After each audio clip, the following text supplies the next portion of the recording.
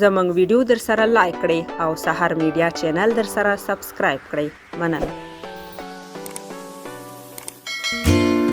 بنگلاديش په تاریخ کې په لومړي ځل د 19 کلنو نړیوال جام اتلولي خپله کړه.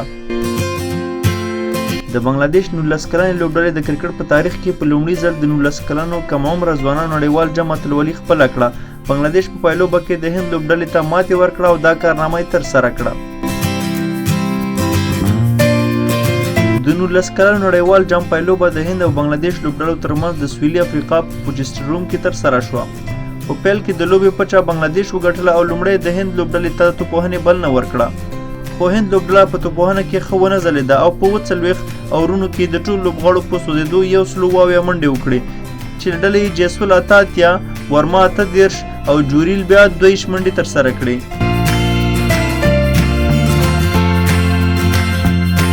د بنگلاديش له لورې ښه توپ اچونه اوسیګداس وکړه چې 3 وکټې ترلاسه کړې. ورپسې شیرالاسلام او تنظیم حسین هم ښه توپ اچونه وکړه او دوه لوبغاړي وسوځول.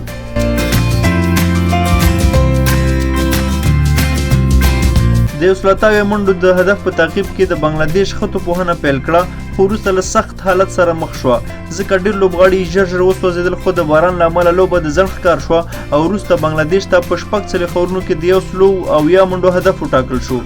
بنگلاديش یا د هدف په 40 اورونو کې د 2 لوبغاړي په سوځېدو پوره کړ او د ډي ایل قانون له مخې په 3 وکټو بریا په خپل نوم ثبت کړه.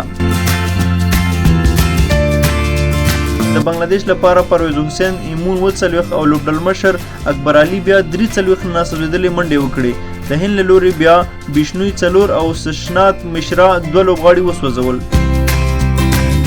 په پایلوبې د غوره لوبغاړي جایزه بیا د بنگلاديش لوبډلمشر اکبر علي ترلاسه کړه چې 43 ناسوځېدلې منډې وکړې او خپله لوبډله په لومړي ځل د 19 کلنو نړیوال جام اتلولي ته ورسوله.